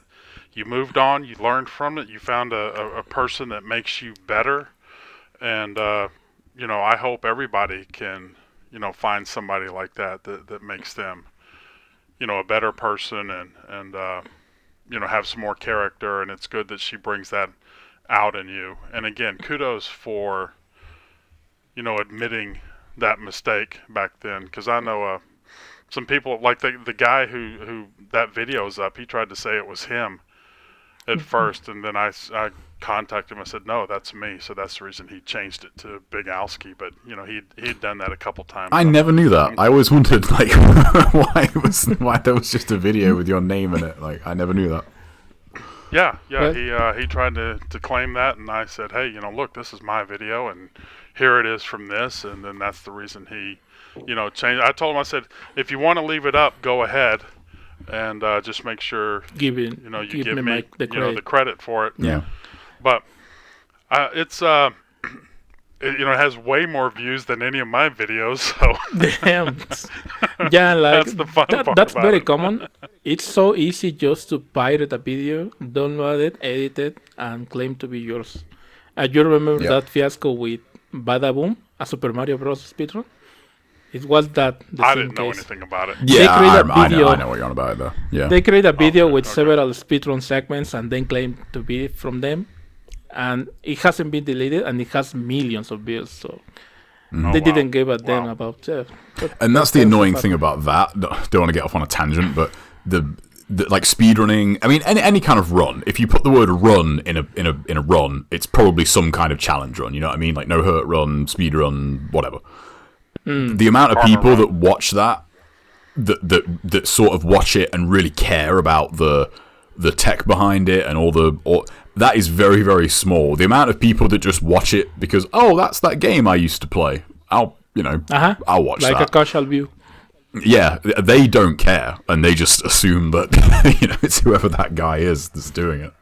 So it's a shame that a lot of that is lost. I don't really mind if if I'm collab that your run is not valid or I don't get a lot of views. At the end of the day, I just do this kind of stuff for fun. And since she really supports what I do, she's always, you try it. You should try it. I'm pretty sure you will be able to do it. I do it. So, it's a lot of fun to do these kind of challenges because of that. It's good to have... How long have you... sorry? I was going to say, how long have y'all been married? 7 years and 1 year as Any kids? a couple. No, to be honest, we really don't want to have kids. I mean, it will be cool. But the situation, amidst the economic situation in my country, I don't think it will be like a good idea to have them. Because we won't be able to actually give them what they deserve. Because of the money. Well, Shelly and I decided not to have kids either. And it never bothered me until I hit 50. And then once I hit 50, it's like, man, did I miss out? But I mean, you still have time, but I can respect that you're trying to do, the right thing and what's best for y'all and to be able to provide for your child. And maybe right now it's not the best time, but hopefully one day, if y'all decide you want them, that time will come. So. The other thing is I used to work as an English teacher. So many of those students were like kids for me. Because I really help them and I really try to make them better persons. So in that aspect, I think I have fulfilled my duty as a parent, I think. And right now we have what was the word for? A nephew. Oh, okay. It's a nephew or a niece, I think. It's the son of my wife's sister. Okay. So we're pretty much taking care of him because the people that is taking care of him right now is old. It's my mother-in-law. She's like 50, I think. So at one point, she won't be able to take care of him. So we're pretty much gonna help that kid, and we're pretty much he's going to be like a son to me. So I guess that's what it's failed. So I don't mind right now. So going on to the picture number 2, this is more family pictures. You want to explain a little of these real quick? Yeah, one of the things we really like to do as a family is going to restaurants. This is in a place called Real del Monte, the left picture. It's they call it magic towns. They're pretty similar to some towns in England. They even have a British graveyard that is kind of oriented towards England because only British people are buried there. So it's a really cool place if you ever have the chance to be. The right picture is my wife with puppies because right now we have 4 dogs. One of them had like 5 puppies and we took care of them for like a month and a half. And I was really sad when I had to give them away. We kept only one, but it was really harsh to me because you get used to them, even if they are sometimes annoying because they are crying and stuff like that. You still love them. The next one is me with my mother. Yeah. Bottom left is. Was that like high school or something? Or? Yeah, I was in high school, quite young. Even my father was younger, a lot younger. He's a. I don't know. Chiropractic is a word in English, I think. Or we will be at. Do what? I didn't hear you there. Do what? Chiropractic. Yeah. Oh, okay. Yeah, right? Yeah, well, he's pretty much is what he does. It's been a family tradition. I think my brother and I are the only ones who didn't follow that path. Mainly because my father told us not to do it. Oh, because it's really bad for your back. So you will have a lot of back problems when you get older. oh. Now So that the picture of you sitting down, which one? is that you? Is that you sitting down in the middle bottom picture? No, that's my father. Or is that? Oh, that's your father. That's Wow. my father. Wow. Yeah. He Wow. was very young. When he was even younger, he looked like Jim Morrison from The Doors. Oh, okay. Wow. It was Cool. the thing back then. And the other one, that's a dog I only had for a month because she died. I don't Oh, remember the name of this sickness. It's the worst right. sickness that a dog can get. Dime pest. I forgot the name. But it So like truly leukemia or something, or yeah, he meant a lot leukemia? because it wasn't cancer. It's something else. I just don't remember. Oh, okay. Cancer. But the thing is, Okay. Okay. my harder project. Well, sorry, my hardest project I did is a Castlevania 3 running hard. That because of her death, that I needed something to keep my mind away from that. So a run of that sort, which took me like to pull out, really helped me out. Now I can only just remember how she was. So Right. yeah, Yeah. especially Losing a because I pet don't is have. pretty Yeah, brutal. no Yeah. problem. Yeah. Well, going on to the. Sorry. Go ahead. I mean, I don't want Sorry. to, try to rush Problem. again. We're kind of getting that delay again that we had the Mm. first time we tried to record, and yeah, I don't want to. I'm not trying to cut you off. And to say this to other people, we tried this last week and we had some technical difficulties, and we're trying it again here, and sometimes these things don't always work out as smoothly as we would like, and we just try to make the best of it, and this is kind of what's going on right now. If you've heard a lot of interruptions or talkovers, and so we're going to kind of go on and plow through this. So going on to picture number 3. This is more of your dogs. Or do you like rescue dogs, or all of these are just the dogs you've had over the years? Okay, the first one, he passed away, but he was really old.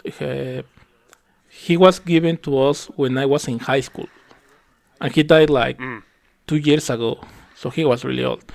He was a really good friend of mine. That's why I add him to this.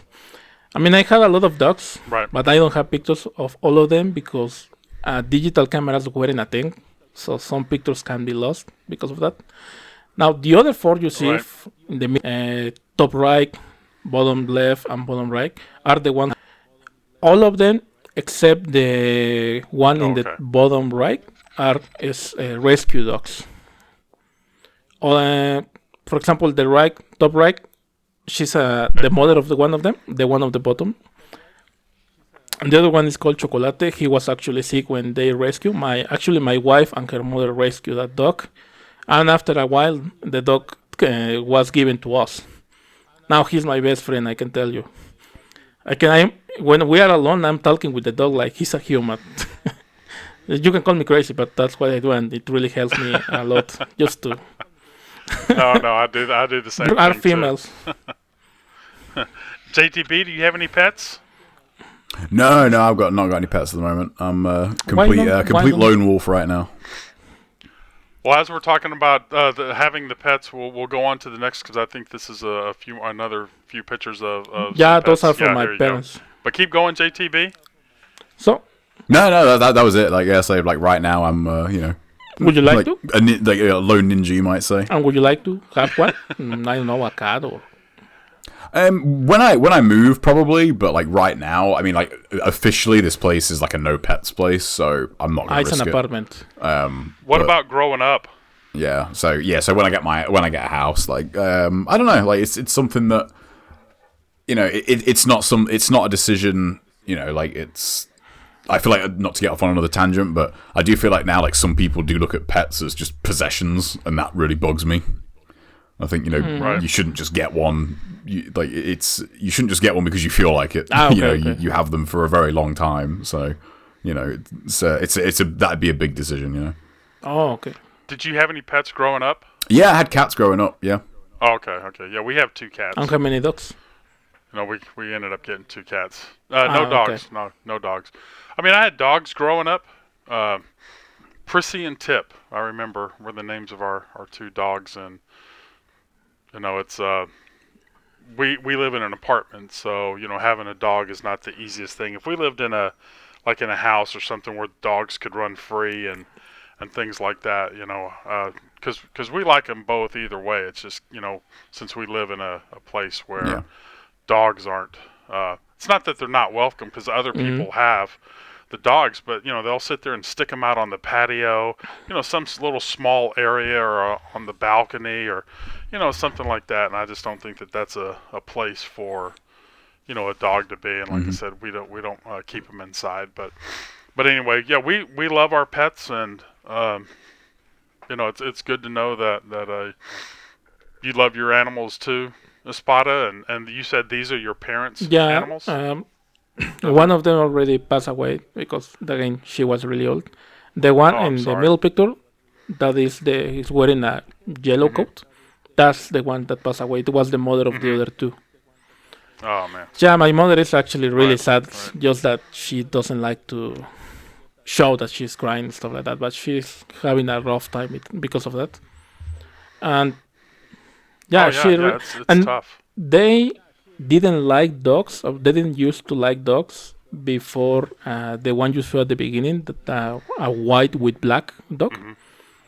When I got that dog, it was supposed to be outside, but when I realized my father was already having him on the bed, so they started pretty much getting really close. So I guess that changed my parents a lot, because they weren't really that nice to animals. Now they are different. They even feed the birds. They get, like food for the birds on the garden, and the birds come out and they eat. So yeah, animals really changed my parents. Well, I think it was a different time. I think it was a different time back then. Like I was raised by my grandparents, and they didn't always have the same. I don't want to say respect or the same feeling.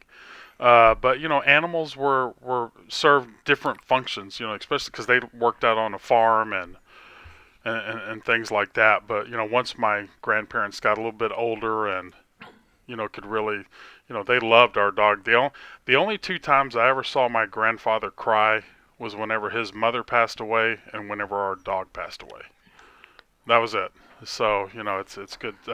They can definitely soften you up and well, at any age, but especially when you get a little bit older too. So, but going on to the next picture here. This is some of the places that you've been. Why don't you explain some of this? Yeah, there are 3 places that are my favorite places in the entire world. This is one. It's called Tecolutla. It's a beach on the east of Mexico, in Veracruz. I really love going to that place because ever since I was a kid, we were on vacation to that place. So many good memories are from there. And this time we went to a different, hotel. It was more like it was more like a house. You see in the bottom right picture, that was the place where we stayed. It's a house for like 6 people. Yeah. So we were with friends and stuff like that.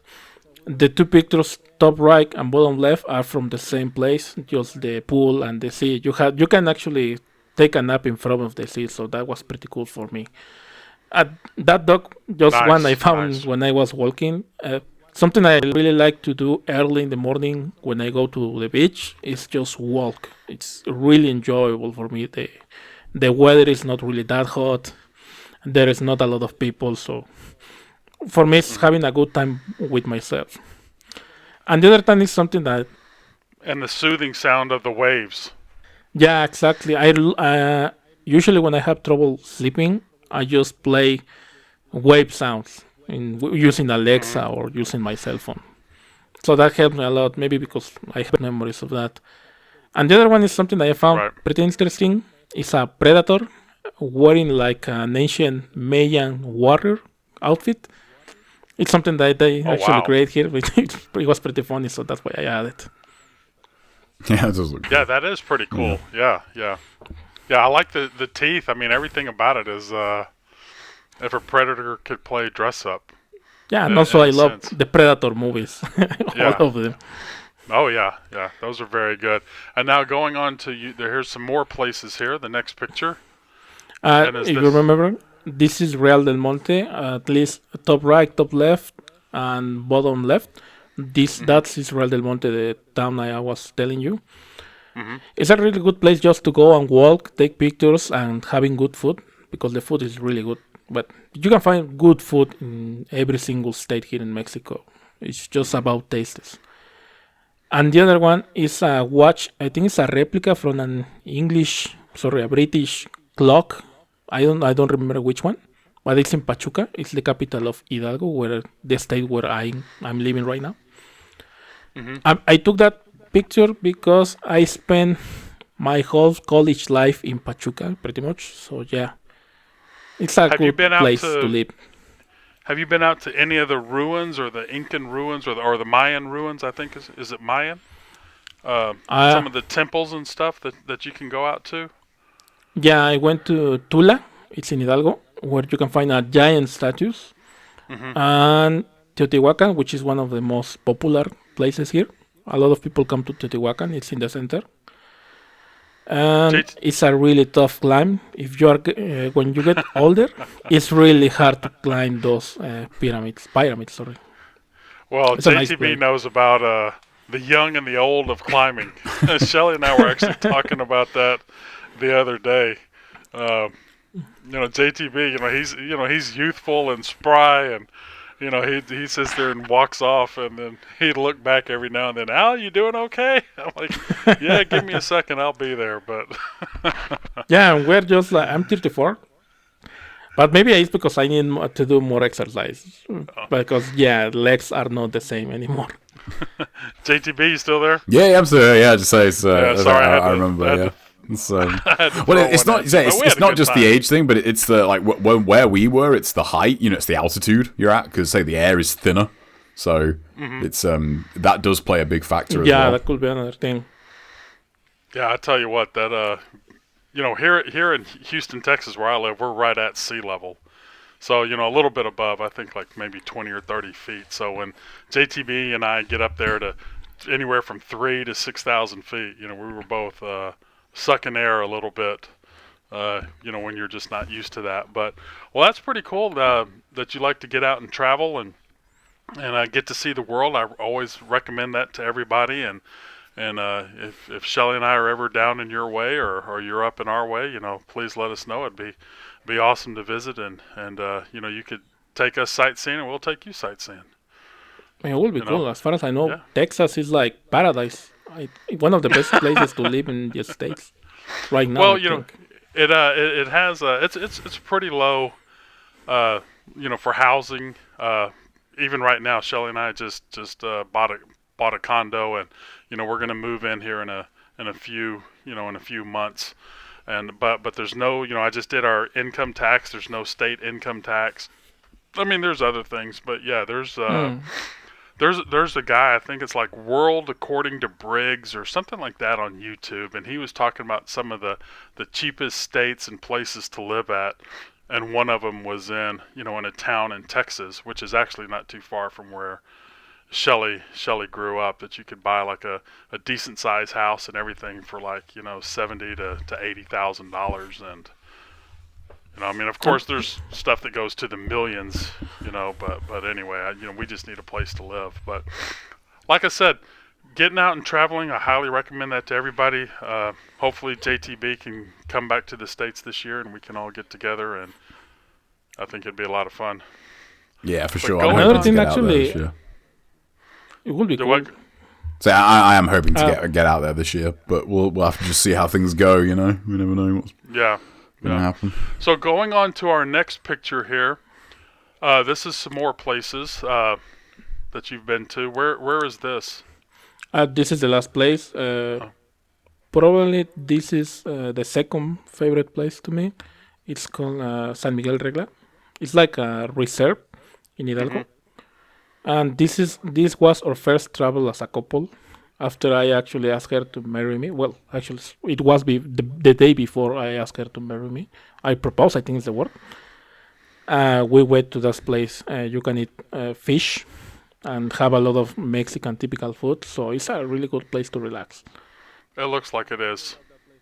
And I really love that place because the same as a kid, I travel a lot to that one. You can also buy toys made of wood. which is something I really like. I mean, I'm not a kid anymore, but I would love to get a made of wood just to have it as a decor. Hey, man, being a kid at heart, there's nothing wrong with that. Which, And having those little things brings back a lot of fond memories. And I think go for it, and I hope you find one that you really enjoy. Now here, yeah, we haven't traveled because of the pandemic, but once we are able to, well, I will go for sure. And then moving on to our next picture. So these are some of your drawings, correct? Yeah, all of these are work of mine. I really love drawing using only pencils or maybe pens. Actually, the one of the top right is a chapel from Italy. When I post this on Sunshine in Discord, he recognized it actually immediately. Oh, wow. Very cool. So that was pretty cool. It was my first time trying that. I really like to draw many things. I don't like to get to do the same thing all over like many drawers. They only like to do mainly faces or sometimes just anime characters. How long does it? I like to try everything. How long does it take you to do some of these drawings? It depends. I think the most complicated was the one of the bottom right. It's a dragon from Yu-Gi-Oh! It took me like 3 days. Oh, wow. The one on the top left, it took me like 2 days. It wasn't that hard, but it was really fun. I really like drawing mountains and sightseeing, well, that kind of stuff. Now the signature that's at the bottom corners of these, what is that? What is that? It's Jolotsin. It's the word. It's Jolotsin. It means like obsidian heart. Back in the days where the Aztec Empire was a thing, usually people were buried with objects instead of their hearts. They remove the hearts and they add, for example, a piece of obsidian or a piece of jade. If you were a common folk, you will be buried with a piece of obsidian. That's why I call it that, because I consider myself just a common guy. Oh, okay. And if you were royalty, you will be buried with a piece of jade in this case, because that's a more precious thing. It's supposedly, right? Well, I hope... that's why I actually got the name that. So, what I was going to say is I hope I didn't offend anybody, because I said something about the ruins, and I think I said Mayans or Inca, but it's Aztec. Aztec is in Mexico, right? Was that? Oh, the thing is, Incas are in Peru. Oh, okay. That's Machu Picchu. Okay, yeah. Aztecs, actually, that's incorrect. When you see people saying the Aztec Empire is incorrect because the real name is Mexica Empire.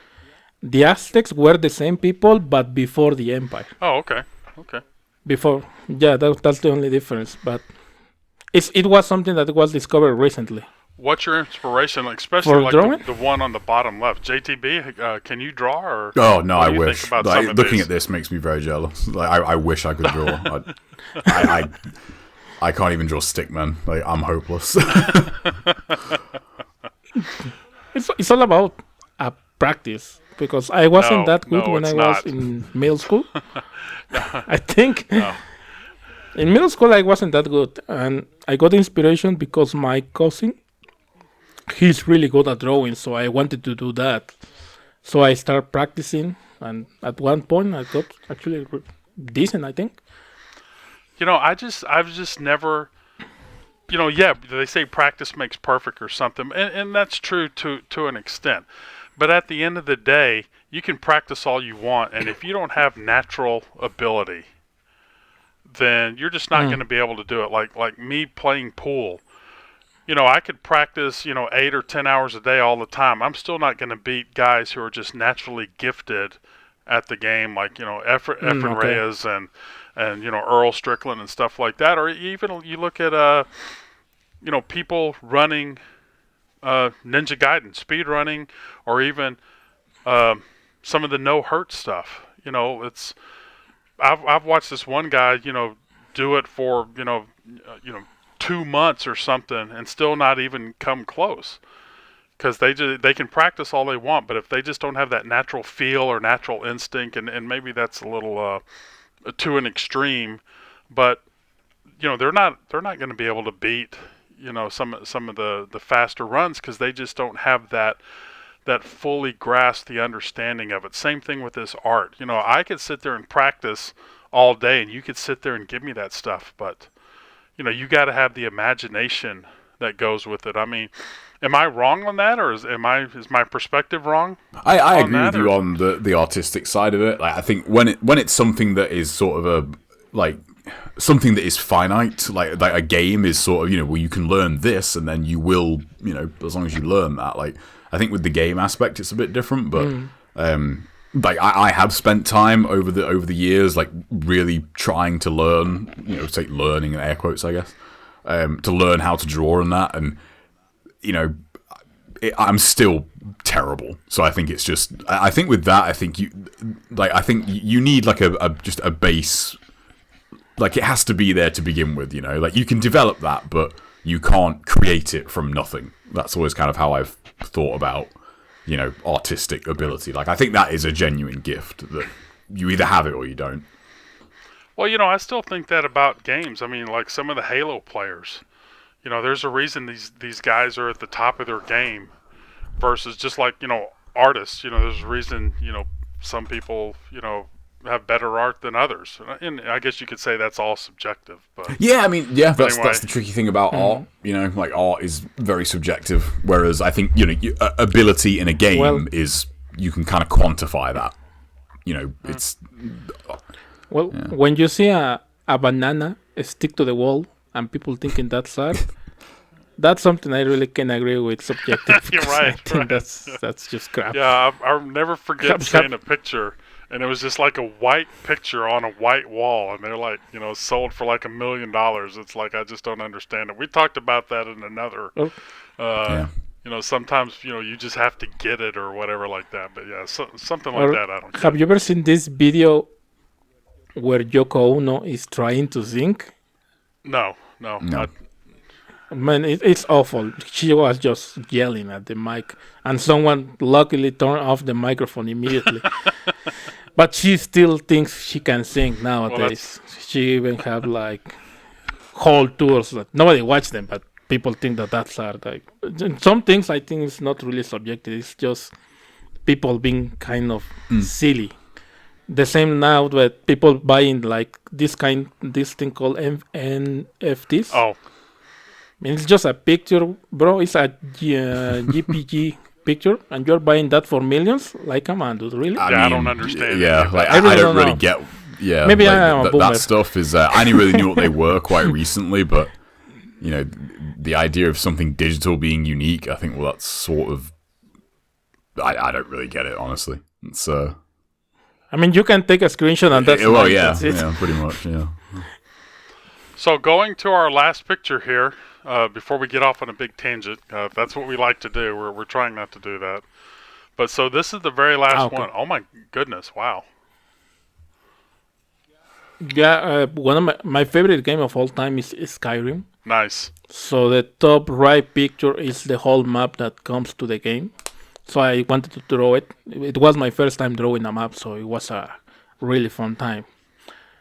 And I am a very big fan of the Nordic culture, you know, Vikings and all that stuff. So that's why I decided to do the other one, the left corner. Actually, that's the cover of a video game. I just don't remember the name right now. I think it was released for PlayStation. Yeah, God, that's annoying me. I recognize that. But I can't. Yeah, place that one took me like 4 days, only trying to draw the steel coat. That was the thing that took me the most, and I was trying to improvise while doing the bird of that guy, and it was really fun. I think the result was good, in my opinion.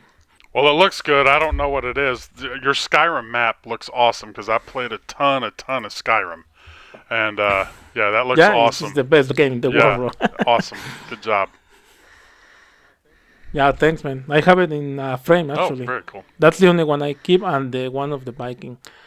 The one in the bottom left, it was a gift to my wife. She loves the movie Mulan. And I saw an artist actually publishing that, and I wanted to try to draw it. It was actually too difficult, because when you see things with a lot of shadowing, that's when thing actually gets really hard, and it takes a lot of time to get those sections right. You know, it's you said you gave this gift, to your wife. You make it hard for guys like us, who can't draw, or like my brother-in-law can like play guitar awesome and sing and all that stuff. So he like sang at their wedding how much he loved his wife, and it's like, man, you're setting the bar high here for us regular guys, So, but that's still pretty awesome And to be then, able to give her a gift like that. it's just a matter of showing your partner, either it's a guy or a woman, that you care. They really appreciate small details, even notes, simple notes. We were having an argument the last day that people don't really write nowadays. I mean, it's not handwriting, Yeah. but those small notes, even if your handwriting is horrible, they really appreciate that. With something as simple as "Have a nice day" or something like that. My wife has a lot of little post-it notes from her sister and her mom, and have a great day, Yeah, and we love you, and she has those hanging up in our apartment. Yeah, because people think that you need to do like pretty much give away the world, but you don't need to. Just think about the details. Really, if you put a lot of effort, they will know. I mean, if they are good people, right? If they are Right.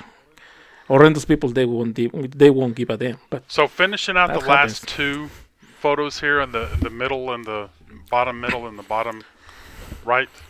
Okay, bottom right was another gift to her. If you play Skyrim, you recognize the Night Gales from Riften. That's the one I wanted to, because she loves the character Carlia. I mean, her name is Carla, but she loves Carlia, so I gave it to her. And that one, the one in the middle, was one I did in, or made, I don't know, in middle school. Wow. Golly. That was a long ago, like 34, maybe like 20 years ago. Wow. Very cool. Very cool. Well, I tell you what, it's so interesting, these talk sides, to get another side out of, just the Ninja Gaiden side. That's what I try to tell people. When you want to come and do a Ninja talk, the gameplay's cool, but it's seeing this other side. Your ability to draw, Grayson having the, with the figurines and stuff that he makes, and just learning how Guilty Gaming in the military. And it just adds a whole new perspective of people. I'm not trying to leave anybody out. I'm just using a couple examples that again, if me and you were just playing online or something like this, I'd never know any of this stuff about you. And I think it's really cool, and I appreciate you sharing everything. I think people need to have more confidence in what they do, because most of the time they think that what they do is not interesting. But if they have passion for it, I think many people will find it interesting. I agree. Right. So just a matter of, have self-confidence, bro. So, I mean, my mother wouldn't mind about watching JTB's videos. But he's so passionate about he playing NGV that you have to watch it. I mean, the guy has a lot of passion for them. Right. I guess Farnham does too. And he's really passionate about NG too. Sometimes too much. Well, look, we're going to go back to our main title screen here to finish this up. Any final thoughts, JTB, on anything that we've seen, or? I feel like this is the second person now that like just makes me very envious with artistic ability. I'm like, man, I'm sorry, man. No, that's totally awesome. And I appreciate you coming on and sharing what you shared, and the skill that you have and the patience to learn it and to show it and talk about it, and you obviously have the passion of the game, but also the talk side, seeing your family and sharing that. Some people don't want to do that, but it's for some people, family's a big thing to them, and sharing that's just part of the process. Same with the pets. No problem. And I think everybody's should really enjoy that, and if they have those kind of relationships, and don't feel like that they should talk about it, or that it may not be the right thing to do. Sharing your love for anything is always the right thing to do, whether it's gaming, pets, family, drawing, travel, anything like that. And that's how we learn and grow. I mean, that's just me rambling on, but I believe in that. So I'll give the final word to you, Espada. Any final thoughts? Well, I mean, I know you think that talent is a thing that matters a lot in many aspects. As I told you, I consider myself just a common guy. So everything I accomplish, either as drawing, gaming, whatever, I think it's because I have patience to get it. I'm pretty sure players can get or do what I do faster, way faster. But at the end of the day, I think I should give you a piece of advice. Don't compare yourself to others. Just do the thing you do because you want to have fun. And that way, trust me, you will get to where you want to be. That's why I did with drawing. I'm telling you, I was terrible before middle school. With gaming, I was really bad. If I recall right now playing Halo, I think I was awful. I was complete garbage. But now I think I'm pretty good at shooters, for example. 2D games like the NES Ninja Gaiden, I am really good at those games, but because I've been practicing a lot and experiencing a lot of games, I think that's one of the things. Experience is something that gives you the closest thing to talent. The more you experience, the better you will get in anything you do. So yeah, that's pretty much. And thank you for having me. It was a pleasure being with two legends like you. I mean, the way you play with 55. Well, thanks for reaching out. I mean, playing like that with 55 years, that's something to be envy of. And JayTB is already an established legend of the NGV community, so he doesn't need anything. I might as well be 55, yeah. You're like the Roger Federer of Ninja Gaiden, probably. Like, what? Well, look, I'm glad you enjoyed it. We had a great time here, and okay, guys, we're going to wrap it up here. I hope everybody enjoyed it. Again, as always, comments and questions, suggestions are always welcome. Let us know. And again, we invite anybody to come on here. It's not always the fastest or easiest process to get all this stuff up and running, but we're going to keep doing it. We enjoy doing it. And again, JayTB, thank you for coming on as always. And Espada, again, thank you for sharing. And we really enjoyed it. Thank you for having me. Okay, everyone. Y'all take care, and we'll see you in the next video. Take care, everybody. Bye.